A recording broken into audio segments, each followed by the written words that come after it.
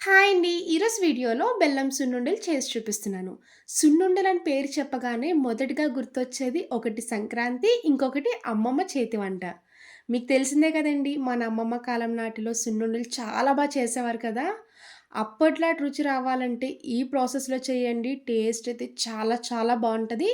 మొదటిసారి సున్నుండ చుట్టిన వాళ్ళు కూడా చాలా చేస్తారు. సంక్రాంతి కూడా వచ్చేస్తుంది కదండీ! ఇంకా లేట్ చేయకుండా ఈ సున్నుండలు ఎలా చేయాలో ఒకసారి చేసి చూపిస్తాను. తప్పకుండా ట్రై చేయండి. ఇప్పుడు బెల్లం సున్నుండలు తయారు చేసుకోవడానికి స్టవ్ ఆన్ చేసి పాన్ పెట్టుకున్నాక హాఫ్ కప్పు వరకు పొట్టు మినపప్పు వేసుకోండి. అదే కప్‌తో 2 కప్పుల వరకు మినపగుళ్ళు వేసుకోవాలి. పొట్టు మినపప్పు, మినపగుళ్ళు 2 సగం సగం వేసుకున్నా పర్వాలేదండి. లేదు మీరు కంప్లీట్‌గా పొట్టు పప్పుతో చేసుకోవాలనుకుంటే అలాగా కూడా చేసుకోవచ్చు. టేస్ట్ చాలా బావుంటది. ఇలా మినపప్పు వేసుకున్నాక ఇప్పుడు స్టవ్ సిమ్‌లో పెట్టుకొని నిదానంగా ఫ్రై చేసుకోవాలి. కలుపుకుంటూనే ఫ్రై చేసుకోండి. ఎందుకంటే అక్కడక్కడ పలుకుల కింద ఉన్నా కూడా కంప్లీట్‌గా ఫ్రై అవ్వదు.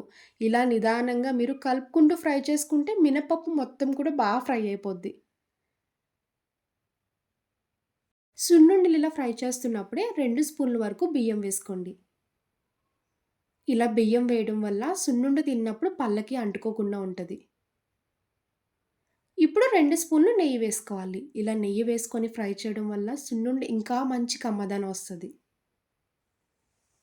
చూడండి సున్నుండ కలర్ చేంజ్ అవుతుంది కదా! ఇలా కలుపుతూ ఉంటే మనకి మొత్తం కూడా కంప్లీట్‌గా కలర్ చేంజ్ అయిపోద్ది. ఇలా ఫ్రై చేస్తున్నప్పుడు మీకు సున్నుండ స్మెల్ అనేది చాలా వస్తదండి. నాకైతే ఇది ఇలా ఫ్రై చేయడానికి 20 నిమిషాల వరకు పట్టింది. చూసారు కదా! ఈ విధంగా లైట్ గోల్డెన్ కలర్ వస్తే సరిపోద్ది. ఇలా మినపప్పు ఫ్రై చేసుకున్నాక ఇప్పుడు వెంటనే స్టవ్ ఆఫ్ చేసుకోండి. కొంచెం చల్లారాక అప్పుడు మిక్సీ జార్‌లో వేసుకోవచ్చు. ఇప్పుడు ఇలాంటి ఒక మిక్సీ జార్ తీసుకొని ముందుగా ఫ్రై చేసుకున్న మినపగుళ్ళు వేసుకోండి. మీరు ఎక్కువ క్వాంటిటీ సున్నుండలు చేసుకునేలా ఉంటే మినపప్పు ఒకేసారి కాకుండా కొంచెం కొంచెం 2 ట్రిప్స్ కింద వేసుకోండి. ఎంత ఫ్రీగా మిక్సీ తిరిగితే మీకు పౌడర్ కూడా అంత వస్తది. ఇలా మూత పెట్టుకొని మెత్తగా సున్నుండ పిండిలా మిక్సీ చేసుకోవాలి. చూడండి ఇప్పుడు వీడియోలో చూపిస్తున్నట్టు ఈ విధంగా మెత్తగా మిక్సీ చేసుకోవాలి. మురుంగా కాకుండా ఇలా మెత్తగా ఉంటేనే మనం సున్నుండలు తిన్నప్పుడు కూడా టేస్ట్ చాలా బావుంటది. ఇప్పుడు ఇందులోనే డైరెక్ట్‌గా బెల్లం వేసేసుకోవాలి. అరకప్పు పొట్టు మినపప్పు, 2 కప్పుల వరకు మినపగుళ్ళు వేసుకున్నాం కదండీ! అంటే 2 కప్పులున్నర. అదే కప్‌తో 2 కప్పులున్నర వరకు బెల్లం వేసుకోండి. ఈ కొలతలతో చేసుకున్నారంటే మీకు సున్నుండలు చాలా వస్తాయి. స్వీట్ కూడా కరెక్ట్‌గా సరిపోద్ది. ఇంకా స్వీట్ కొంచెం ఎక్కువ తినేవాళ్ళైతే ఇంకొక పావు కప్పు కూడా వేసుకోవచ్చు. బెల్లం వేసుకున్నాక యాలక్కాయ పొడి ఉంటే యాలక్కాయ పొడి వేసుకోండి. మీకు సున్నుండ స్మెల్ రావాలనుకుంటే యాలక్కాయలు వేసుకోకండి. టేస్ట్ బావుండాలంటే 2 వరకు యాలక్కాయలు వేసుకున్నా కూడా టేస్ట్ చాలా బావుంటది. ఇప్పుడు ఇలా గరిటెతో ఒకసారి కలుపుకొని మూత పెట్టి మళ్ళీ మిక్సీ చేసుకోండి. బెల్లం వేసాక చూడండి ఈ విధంగా పౌడర్‌లా రావాలి. మనకు బెల్లం వేశాక ఎక్కడ ముద్దవ్వకుండా పౌడర్‌లా వచ్చిందంటేనే సున్నుండలు చాలా వచ్చినట్టు. మీరు సున్నుండలు చేసుకున్నప్పుడు మాత్రం గుర్తుపెట్టుకోండి బెల్లం కూడా ఫ్రెష్‌గా ఉన్నదే తీసుకోండి. చూసారు కదా! ఇలా పౌడర్‌లా వస్తే సరిపోద్ది. ఇప్పుడు ఒక ప్లేట్‌లోకి షిఫ్ట్ చేసుకోవాలి. ఇలా ప్లేట్‌లోకి వేసుకున్నాక అక్కడక్కడ ఉండల కింద కనిపిస్తున్నాయి కదండీ! ఇలా చేత్తో నలిపేసుకుంటే సరిపోద్ది. ఇలా సున్నుండ పొడి రెడీ చేసుకున్నాక ఈలోపు నెయ్యి కరిగిపెట్టుకోవచ్చు. ఇప్పుడు మళ్ళీ స్టవ్ ఆన్ చేసి అదే పాన్ పెట్టుకున్నాక ఏ కప్‌తో మినపగుళ్ళు వేసుకున్నామో అదే కప్పు తీసుకొని ముప్పావు కప్పు వరకు నెయ్యి వేసుకోండి.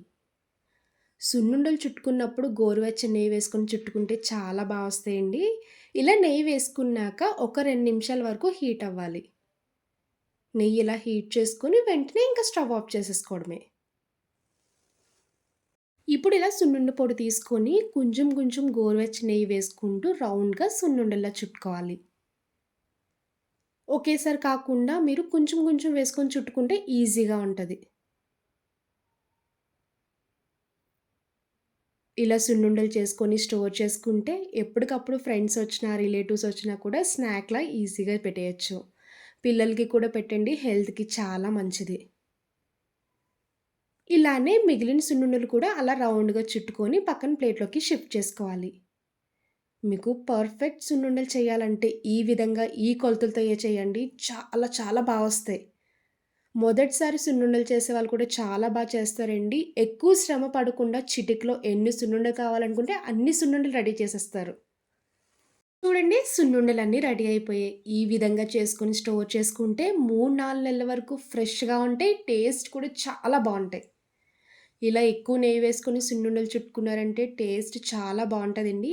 ఎవరికైనా పెట్టినా కూడా ప్రాసెస్ అడుగుతారు. అంత టేస్టీగా ఉంటాయి. ఈసారి సంక్రాంతికి సున్నుండలు చేసినప్పుడు ఈ ప్రాసెస్‌లో చేయండి. ఇంట్లోలందరికీ కూడా నచ్చుతాయి. మెచ్చుకుంటారు కూడా.